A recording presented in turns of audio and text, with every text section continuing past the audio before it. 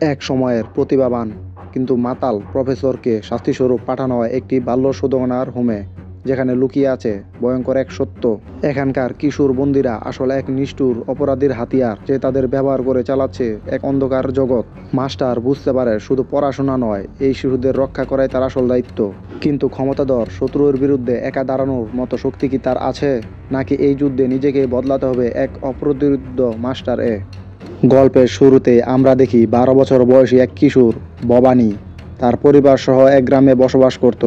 কিন্তু হঠাৎ করে একদিন কিছু প্রভাবশালী রাজনৈতিক নেতা ও ব্যবসায়ীরা তার পুরো পরিবারকে নির্মমভাবে হত্যা করে।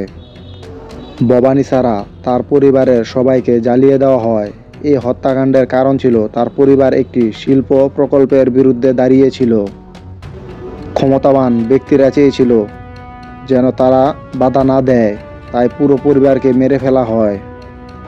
ছোট্ট ভবানী একাই বেঁচে যায়, কিন্তু দুর্নীতিবাজ পুলিশ তাকে অপরাধী বানিয়ে সংশোধনাগারে পাঠিয়ে দেয়। সংশোধনাগারে সে দেখে এটি আসলে একটি ভয়ঙ্কর জায়গা, যেখানে শিশুরা নির্যাতনের শিকার হয়।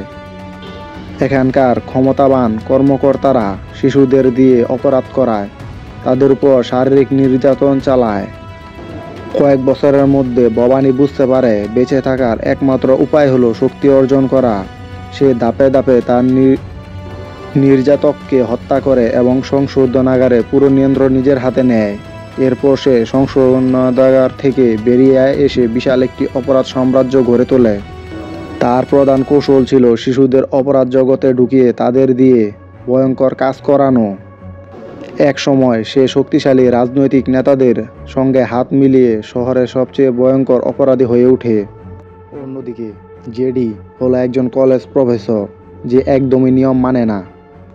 সে অত্যন্ত মেধাবী, কিন্তু তার প্রধান সমস্যা হলো অতিরিক্ত মদ্যপান। ছাত্ররা তাকে ভালোবাসে কারণ সে তাদের স্বাধীনতা দেয়, কিন্তু কলেজ কর্তৃপক্ষ তাকে শৃঙ্খলাহীন মনে করে। জেডির অতিরিক্ত মদ্যপানের কারণে কলেজ কর্তৃপক্ষ তাকে বরখাস্ত করতে চায়, তবে তারা তাকে শেষ সুযোগ হিসেবে একটি সংশোধনাগারে পাঠায়, যেখানে তাকে শিক্ষাদান করতে হবে। জেডি প্রথমে এই দায়িত্ব নিতে চায় না, কারণ সে এটিকে এক ধরনের শাস্তি মনে করে। কিন্তু সে জানতো না এই সংশোধনাগারই তার জীবনের মোড় ঘুরিয়ে দেবে। জেডি যখন সংশোধনাগারে আসে, তখন সে দেখতে পায় যে শিশুরা অপরাধে জড়িয়ে পড়েছে এবং তাদের দিয়ে ভয়ঙ্কর কাজ করানো হচ্ছে।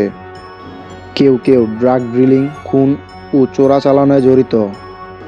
ভবানীর ক্ষমতা এত বেশি যে পুলিশও তাকে কিছু করতে পারে না। জেডি এসব ব্যাপারে মাথা ঘামায় না, কিন্তু একদিন তার এক ছাত্রকে নির্মমভাবে হত্যা করা হয়।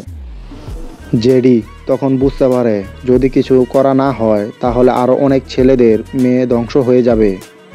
এই সিদ্ধান্ত নেয় ভবানীকে থামাতে হবে এবং এই শিশুদের বাঁচাতে হবে। জেডি প্রথমে শিশুদের সচেতন করার শুরু করে এবং তাদের অপরাধ থেকে দূরে সরিয়ে আনার চেষ্টা করে।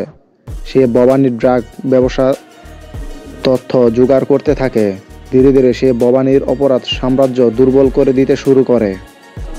ভবানী বুঝতে পারে জেডি তার সবচেয়ে বড় বাধা হয়ে দাঁড়িয়েছে। সে জেডিকে সরিয়ে দেওয়ার জন্য ষড়যন্ত্র শুরু করে। জেডি এর বিরুদ্ধে মিথ্যা মামলা দায়ের করা হয় যাতে তাকে সংশোধনাগার থেকে সরিয়ে দেওয়া যায়, কিন্তু জেডি হার মানে না। জেডি ও ভবানীর মধ্যে এক ভয়ঙ্কর লড়াই হয়। ভবানী জেডিকে মেরে ফেলার জন্য তার গুন্ডাদের পাঠায়, কিন্তু জেডি তাদের একে একে পরাস্ত করে এবং ভবানীর সাম্রাজ্য ধ্বংস করে। পুলিশের সহায়তায় জেডি ভবানীর অপরাধের সমস্ত প্রমাণ বের করে আনে। ভবানী অবশেষে ধরা পড়ে এবং শাস্তি পায়।